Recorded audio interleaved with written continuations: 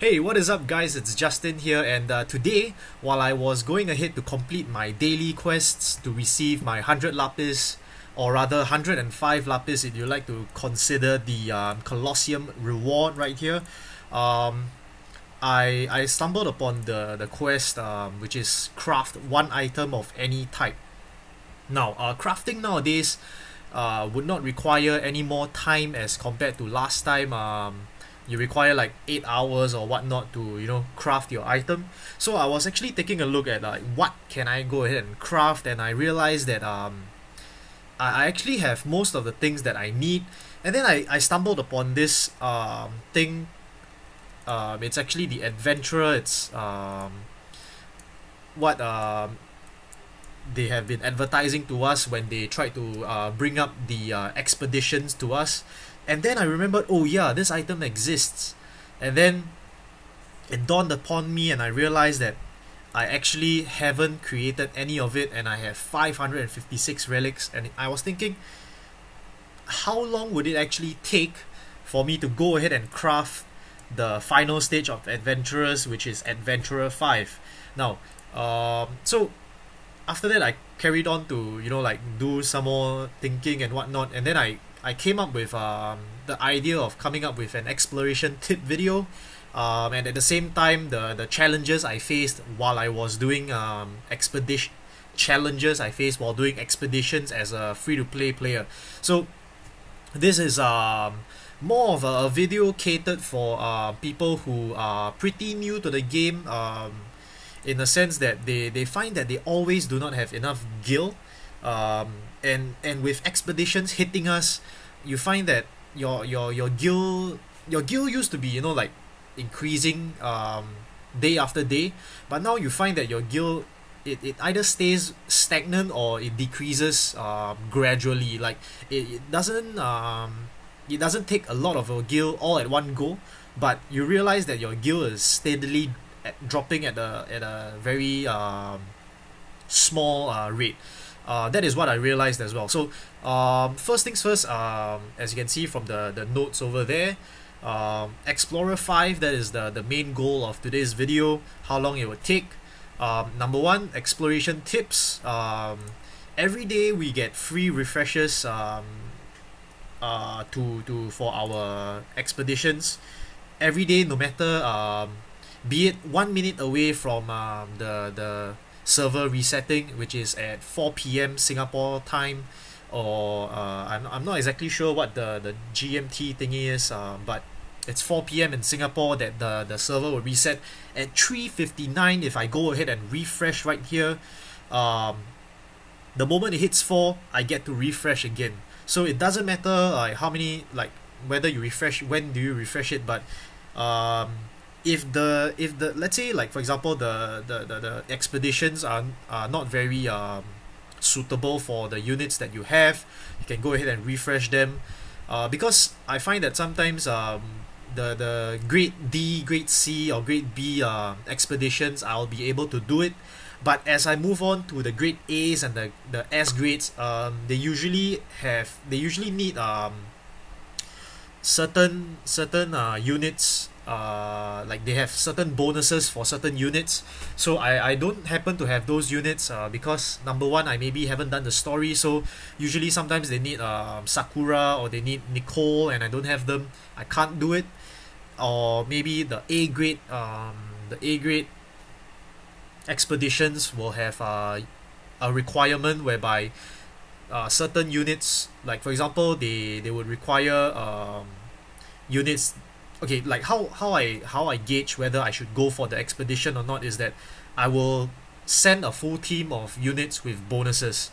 I don't really want to send units that does not have a bonus on them, and also for units that, for those A grade expeditions, when you send certain units, they only are worth like 2% or 3% success rate, so that's not very useful. So go ahead and refresh, and you'll be able to get a new list of expeditions, and if those expeditions do not suit you, you can go ahead and refresh again the next day.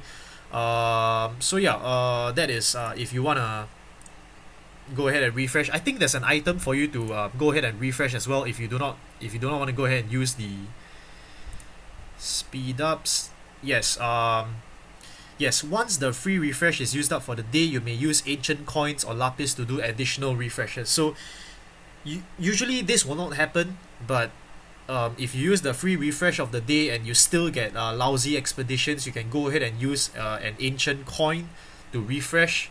I will definitely prefer to spend that ancient coin to refresh than to send units out with probably a 5% chance, or okay, 5% is pretty low, but 15% chance of success. I'll definitely not send them out. Usually there will be there will be a chance for you to increase your success rate by giving the expedition certain items. Sometimes it may be evolution materials. Most of the time it's evolution materials, but sometimes they will take consumables like fish scales and whatnot. Usually, depending on the abundance of that material, usually like beast meat and whatnot, I will totally give it to the expedition. But if not, I will definitely save the evolution materials. If I definitely do not have an abundance of evolution materials, so it's a no for me. So do gauge your, do like slight judgment whether you think that the odds of you succeeding in that certain expedition is like to your favor. So yes, the next thing that I want to talk about is definitely about, you know, accelerating your expeditions. Advanced tokens will allow you to accelerate your expeditions. Usually I would like to save this advanced token still probably on maintenance day. Why? Because on maintenance day, let's say, okay, take for example, right now it's okay, this is 9 hours 36 minutes, right? Usually at 4 p.m. Sorry, this is not a good example. The example, let's take a look at this. 1 hour 6 minutes. All right. My at 4 p.m. the server, okay, no, 4 p.m. the server resets, but that's another thing altogether. The maintenance usually happens at 2 p.m. in Singapore. So now let's say it's about 1 p.m. in Singapore, and this is 1 hour 5 minutes. So what this means is that at 2 p.m. in 1 hour's time, this expedition will have 5 minutes left to completion. Now what this means is that I will go ahead and definitely use an advanced token, accelerate this by an hour. One advanced token is 1 hour. So if this is 1 hour and 5 minutes, I'll totally use one advanced token, accelerate this by an hour, leave it for the next 5 minutes, and then that would probably be 105 or 106. And at 106 I'll start another expedition, because at 2 p.m. when the maintenance starts, maintenance is usually 6 to 7 hours. So 6 to 7 hours would be the perfect timing for an expedition to run. So depending on the grade, of course, be it A, B or C. So if the expedition runs for the next 6 hours, the moment you log in back after maintenance, your expedition will be done. But if let's say your 5-minute expedition is there in your during maintenance, your 5-minute expedition was running, you would at the cost of one advanced token, you can totally get another expedition going while waiting for maintenance to be done. So that's sort of like, you know, increasing that's how you do it faster. But of course it will take more attention, you have to pay more attention to stuff. I'll admit that usually I sometimes I forget about it, but this is just a tip. So yeah, okay, so that being that, okay, now I'm going to move on to guild issues. Alright, so as I mentioned, you may have realized that after like a certain period, your guild may have been going down. You are facing issues awakening some of your units, especially the newer players out there. For veterans, you probably have a lot of guilds stocked up, but you still find that, hey, how come my guild is getting lesser and lesser? Now, I'm gonna go through how you get how you profit, not really profit, I wouldn't use the word profit, how you gain gil as efficiently as possible, um, without going to the chamber of riches and all that kind of stuff. Those are actually nonsense. So first things first, raid events. Now the most recent raid event, I think it's the King Monk raid event. We were given a lot, and I mean a lot of Gil Snappers, the mini Gil Snappers, and Gil Snapper family, and we also received many Minotaurs. Now the Minotaurs may be very irritating, took a lot of space in your unit slot. Now there is actually a use for them, and it's not you just plainly sell them away. That is actually, of course, the most convenient way for you to get rid of them. But actually there is a let me talk about the second point, which is Zon. You can go ahead and use Thieves, Waylay. Most of the time, a lot of story modes you go to your what do you call that? You go ahead into your chamber of desires. You want to go ahead and farm. Oh shit, my units maxed out simply because I wanted to show you guys about the thing I'm going to show you guys about. But anyways, you go to your vortex. You want to do your chamber of desires. You want to get your awakening materials. You can go ahead and use Zon, use Waylay. It attacks all of the units and it steals gil.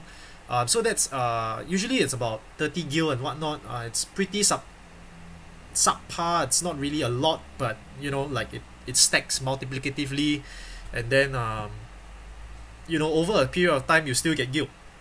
And also during raids, you go ahead use Zon. Usually in raid bosses, the boss would usually drop about 3,000 gil per raid. So go ahead and attach Zon in your party. If let's say you are able to defeat the boss with 4 units, or rather 5 because you have a friend unit. If you can defeat the boss with 5 units, you can go ahead and use a Zon in your party. Still 3,000 gil a run over the span of 2 weeks, with an hour each on every orb. I'm pretty sure the gil earned from just that raid alone will be pretty substantial. So that is raid events, and then Zon using Thieves to steal gil. Now the next thing that I'm going to talk about is the main bulk of your gil, where it's going to come from. Now we all have friend points stocked up in our over here. We definitely have received the message saying that, hey, you have too many friend points, you are unable to receive more, you need to summon, or not, the rest of the friend points you're receiving will be forfeited. Now what do we exactly do with these friend units, these free units? These free units, right, aside from the very useful ones, for example, I believe the 10% HP, that is number 1, that is very useful. Number 2 is Sunbeam. Now Sunbeam is actually pretty useful. It's not to be underestimated. It's also one of the moves that are required in the story mode. I think one of the requirements to get 10 Lapis, I think it's to use Sunbeam. Now Sunbeam is here. I'm farming it up. Sunbeam is actually a very special move because if I'm not wrong, Sunbeam is actually like a magic move, but then it does a physical attack, or it's I think it's a magic move and does physical damage. So that's Sunbeam. I'm not very sure, but I believe, to my knowledge, that's what Sunbeam is. I'm actually doing it. I know that some units have it in their kit, but I'm actually doing it because you know, it's a free trust master. So let's go ahead and farm that. Okay, so store and this kind of thing are usually, like, you know, they're not very useful. Stone Ra, not very useful. Now Stone Killer, definitely keep those. You definitely want those. Silent Dance, nah. And then we've got units like Regen, nah. Raging Fist, you can get this off Ifrit, but no one usually would really use this anyways. So nah. Power Shot, nah. Pilfer, you may want this for stealing. I think it's getting some steals gills from enemies. Yeah, you may want this, but usually thieves have them in their kit, so you don't really need this anyways. Pine, I don't know how to I don't know exactly. Pieing gradually regenerates HP. Nah. Mirror of Equity. Not really. Lullaby. Nah. The main stars of the show is all the killer abilities. It being Aquan Killer, Stone Killer, Dragon Killer, and HP 10%. Sunbeam if you want to. So HP 10%, probably get that. Fire Beam, nah. Fire, if you need it, definitely get them. But in my opinion, after a while, you don't really need them. Escape, you probably need one or two if you you enter some of those explorations, and then you just wanna get Mega Crisp for your hero rings. You can go ahead and get this, and then go on those explorations. I believe you get to escape from most enemies. Yeah, so that's that. Drink, not really. Dragon Killer and this Skaha, I believe, yes. And her sprite is also really very nice. She's a Dragoon, looks like a Roberta's disciple. Yeah, so Protect, not really. Camouflage, not really. Blizzard Beam, not really. Banish, you can go ahead and get one, because a lot of times you will realize that the requirements of the quest would say deal light damage, and then you probably don't have a unit with light damage, because usually units with light damage are pretty hard to come by. It's not so accessible unless you have like Excalibur. You can go ahead and just normal attack, that's light damage as well. But what I did was I farmed this up. It's very easy to get Banish. It's very, see, like just from one summon I can get so many. So anyways, you just get one Banish, put it on one of your units, use it, you're gonna get light damage. So yeah, that's Banish. Aquan Killer is from this dude, definitely keep that. Definitely want as many of him as possible. Aim, not really. So yeah, these are usually, like, these are mostly all the free units that are in the game. I mentioned which one to keep and which one not to. Now, okay, so the main thing that I want to show you guys here, it's actually pretty important, but at the same time it's pretty troublesome. Alright, so if we take note here, usually for the very fact that you summon all of the units is really very taxing. It's so troublesome. You have to tap the free summon, tap 50 times to summon everything just to drain all of your friend points. But actually, if you guys are not in the loop, some of the times there will be events that usually uses not usually. There are some times whereby special vortex gate will open during some events, and they will use your friend points to summon. For, I think there's Minotaurs, there's a chance to get Gigantors as well. So usually most of the time I'll keep about 20. Like, let me just go ahead and show you guys. I'm not sure if I can go ahead and summon, but as you can see, I will usually keep about 10 or 15 multi summons right here, because in the case that suddenly they pop us with such a summon, I do not want to miss out. I do not want to empty the entire bank. So definitely do keep some of the friend points in your bank. Do not empty everything at one go. Okay, so now the main thing with all the friend units is what you want to do. The most convenient thing is definitely go ahead and multi-sell all of them like this. Alright, you go ahead and click all of them, and then 99 of them, and then you sell everything. Alright, now what I want to show you is that if you go ahead and just simply fuse 5 of them into one, you can definitely get more gil than if you go ahead and sell everything like this. Okay, so let's go ahead and do example right here. You sell 5 of these guys. Oh yeah, and just to show you guys, right, it doesn't mean that it's 1 star. It means that 1 stars all sell for the same price. If you guys take a look, this guy at 1 star sells for 200. And where's the other 1 star dude? This lady at 1 star. No, this is not a good example. But I remember they all sell for different prices. Or maybe I'm wrong. or maybe 1 stars are all the same price. Okay, wait, let me just check. I remember just now I checked and then like it was different, or maybe they are all the same.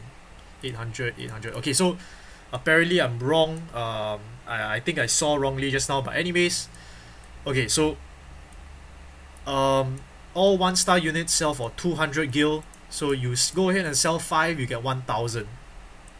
But if you go ahead and fuse 5 into 1, yes, it does take gil and it does take extra time, but I guarantee you it's worth it if you are short of gil. Okay, you're short of gil, you really need it. This is how you do it. You combine 5 guys into 1. As you can see, I combine 5. It goes up to level 12, and then it reaches 25% at its Trust Master. You go and sell this, it's 2.7k, 2.8 actually. So assuming that this is 2.8k, if you go ahead and combine 5 together, I did it just now, it took 300 gil to do so. So if it takes 300 gil to combine 5 of them together, that is the cost of combining 5. If you sell, you get a net profit of... Actually, I can just go ahead and count here. You get a net profit 1000, you get 2.8, that is 1.4. So actually you get a net profit of... No, if let's say you... Okay, count it as 2.8, you get a net profit of 1.5k gil per 5 units. Alright, so definitely this is one of the tricks you can do. There's another way whereby if let's say you have the Minotaurs, I don't have Minotaurs available to me right now because I've used them all, but if you have a Minotaur, I believe if it's a 1 star unit, you go ahead and fit 1 Minotaur to this guy, it will reach level 15. At level 15, this guy will sell for more. That is what I understand. So definitely do this. If you go ahead and do this on 3 stars, they'll sell for more. This is 1.5. If I go ahead and combine all of them together, it will definitely sell for more. But that will probably take too long, so I'm not gonna go ahead and do that. So yeah, that's that. Ching. Okay, so next thing, selling currencies. What do I mean by selling currencies? You guys may have leftover currencies from the different King Monk events, or maybe the, excuse me, for the most recent King Monk raid event. You probably have some leftover currencies in your, I think it's I think it's materials. Is this the one? Okay, so like you can see, you summon, you receive all of these crafting materials. You may or may not need them, but after you craft the amount that you need, you probably will not need them. So go ahead and sell those extra materials. Those are actually pretty worth quite a sum actually if you combine them all together. Sell away materials that you do not really need, Esper shards and whatnot. Oh yes, talking about Esper shards reminds me of one thing. If you maxed out your units, as I mentioned just now, the 3 star units, if you max them out and you go ahead and you can go ahead and evolve them, it doesn't take a lot. If I'm not wrong, it usually takes like those very common evolution materials that you can get off Earth Shrine entrance. The one whereby you go ahead and grind your Trust Mastery on. As you can see, Esper shards, it takes 3, 1 Beast Meat and 1 Esper Christ. Wouldn't take a lot. If you go ahead and evolve them, you go one step further. Of course, it's more effort, but if you go one step further to evolve them, you can go ahead and get more gil for sure. The gil needed is 250, but the gil you get back is definitely more, much more than you would probably spend on. So that's another way to get gil. There's actually a tons of way to get gil, but I'm actually just highlighting one of the more popular ways, and one of the ways that actually can net you the most gil in my opinion. I've searched all over the net, and this is what I have concluded, and I'm sharing it with you guys. So because like I remember when I started out in the game, I actually had a lot of guild issues. So yeah, especially when I wanted to awaken my unit. After awakening my unit, oh shit, I found that I have no more guild left. And now with enhancements, it's actually quite shitty. You really need to manage your guild spending, and then you have expeditions and whatnot. And in this account, I haven't actually awakened any abilities at all. If I go ahead and awaken, I'll probably be broke. So yeah. But anyways, next thing is do not do's. The definitely not to do is to go into the Chamber of Riches. The Chamber of Riches is a no. If you really want to go into the chamber and go ahead and farm, my recommendation is do this. Take a team, go ahead and pump 5 of those free units on there. For example, this is the store guy. Go ahead and put 5 of those 1 stars here. Go into the 15 energy experience vortex, the vortex of experience. Go into the 15 energy one, if I'm not wrong. The 15 energy one will allow all of your 5 1-star units to reach level 15. Now, after reaching level 15, not only do you receive more guild just because they reach level 15, you evolve every single one of them, you awaken every single one of them, they will give you more guild as well. So yeah, that is an alternative if you want to use energy to get more guild. Definitely do not go into the Chamber of Riches. Definitely do not go ahead and buy guild with your Lapis. It's a definite waste of money. Lapis is very, very precious in this game, especially if you have finished all the story modes. Your main source of guild is your main source of Lapis generation is no longer there. So unless they come up with the new story events and whatnot, but your main bulk of Lapis actually comes from the story mode. So yeah, this is more or less the guild guide that I'm sharing with you guys in retrospect with the exploration event. Now back to the main topic of this video, Explorer 5. How long would it actually take? Now let's take a look at this. Now I did some math. Explorer is under abilities, by the way. Special, go down all the way here. Now as you can see, I have 556 relics, and something to take note is that I'm just the average player. I did not go ahead and use a lot of advanced tokens, and even if let's say you are a whale, you can't really use Lapis to boost to buy any advanced tokens. I believe you can't do that. Everyone is actually on the same pace right now, or not you'll see people with Adventurer 5s all over the place already, because it's 40% boost. It's really very good. So I did a bit of math. 556 relics. How long did it take for me to collect 556 relics since the start of the exploration event? Now, since the start of the exploration event, that was I counted back, it was 22nd June it started. Now it's the 29th of July. That is almost 37 days.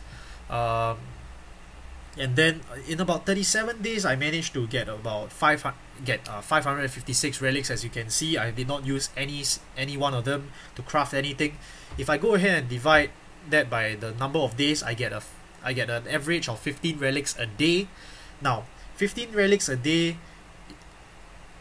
Now, you require 300 relics to create the first adventurer, 450 to create the second one, 650 to create the third one, 1000 to create the fourth one, and 1002 to create the fifth one. Now, that would amount to a total amount of 3600 relics. To get 3600 relics, you divide that by 15 relics a day. Now, of course, this is a variable.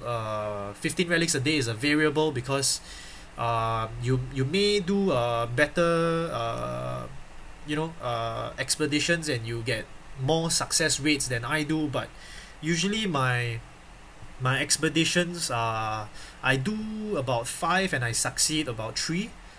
So yeah, an average player would get 15 relics a day. And of course you can tell from the previous video, my 5-star banner video, like my 5-star ticket video, that my luck is not very like good and whatnot. I'll probably need to go to a temple soon to pray. But anyways, I'm just letting you guys know that I'm not a super lucky guy. Of course I want to believe that I'm a super lucky guy so I can get more 5 stars, but hey, the pools speak for themselves. But anyways, like I said, 15 relics a day, you divide 3,600 relics to get Adventurer 5, you divide that by 15, that would be 240 days. 240 days would probably be about 8 months. So a month has passed and it's now July, so that's another 7 months more. So that means in next year February I'll be done with Adventurer 5. What about you guys? Let me know in the comment section down below. Even on my main account, I'm actually only, I think, about 600 plus, because I'm more active there. So usually on this account, my expeditions will leak by a bit. By leak I mean usually it will complete already and I'm not there to clear it and start another new expedition. So I'll probably be an hour or two late to come and clear the expedition and start a new one. So yeah, this is coming from a point of a very average player that is, you know, probably working in the day, and then finally when they come home, you want to play some games, go ahead and clear your expeditions. Yeah, so another 7 months, guys, from my calculations, and I mean, definitely there will be different results. Probably people who are already, from what I understand, people are already on Adventurer 3. Some people are already on Adventurer 3. So anyways, if you like this video, please smash the like button, support the channel. If you haven't subscribed to the channel, please subscribe, and I'll catch you guys very soon. My next video would probably be the video, I received feedback saying that I should probably do the Agrias versus Orlando video, so I'll probably do that. I wanted to do this because I realized that, you know, probably letting everyone know that Adventurer 5 is actually still quite far away for the average player, and how you go ahead and get guild, because there's not a lot of people who did a video on how to get guild. So yeah, just did that. Alright, so I'll catch you guys very soon. Smash the like button if you haven't, and I'll catch you guys. Bye!